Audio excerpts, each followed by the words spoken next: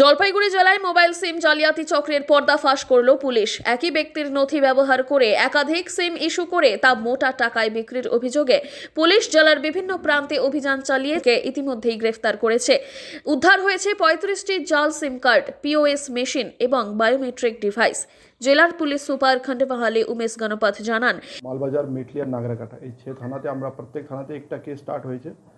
এখন অবধি আমরা 5 জনকে অ্যারেস্ট করেছি। বাকি যেটা অল যে আমাদের ফোন নম্বর আছে সেটা তদন্ত চলছে, আর অ্যারেস্ট হবে আর কেসই রেজিস্টার হবে।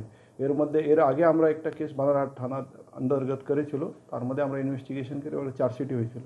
তো মোট আমাদের 7টা কেস টোটাল হয়েছে। তো এবার আমরা এই তদন্ত আর ভালো করে হোক, আর যেটা মূল মানে মেসলি আমরা এটা তো সবাই জেনে গেছি কি সিমটা কীভাবে দেওয়া হয়, ফেক সিম। মানে একটা লোকের ফেক বলা থেকে এইভাবে বলতে পারে কি একটা লোকের আইডেন্টিটি ইউজ করে, ওনার ডকুমেন্টস ইউজ করে আর একটা সিম অ্যাক্টিভেট করা হয়। এটা আমরা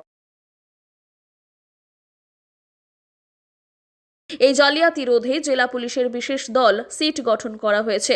ইতিমধ্যেই 7টি জালিয়াতির ঘটনা নথিভুক্ত করা হয়েছে এবং 4টি পৃথক মামলা দায়ের করা হয়েছে। এই প্রতারণার মাধ্যমে ইস্যু হওয়া সিম কার্ডগুলি রাজ্যের বাইরেও ছড়িয়ে পড়েছে কিনা তা নিয়ে তদন্ত শুরু করেছে সিট।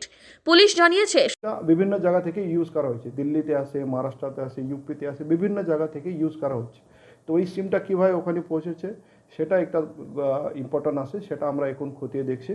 আর এইরকম আমার তদন্ত আগে যাবে আর ডিটেলসটা আমরা দেখবো। এর মধ্যে সেদিন যেটা বলা হচ্ছিল যে এখানকার সিমগুলো বিভিন্ন কলকাতা কল সেন্টারে যাচ্ছিল, সেই সোর্সটাকে কি আপনারা ধরতে পারলেন? সেটাই তো আমি বলছি, এখন আমরা মূলটা পেয়ে গেছি কি এই যতগুলো সিম কোন দোকান থেকে বিক্রি হয়েছে সেটা আমরা ধরতে পেরেছি। সাধারণ মানুষ যাতে এ ধরনের প্রতারণার শিকার না হন সেজন্য সচেতনতামূলক প্রচার চালানো হচ্ছে। বিশেষজ্ঞদের কথায়, নতুন সিম কার্ড কিনতে গিয়ে যদি বারবার ফিঙ্গারপ্রিন্ট দিতে হয় তাহলে তা সন্দেহজনক হতে পারে।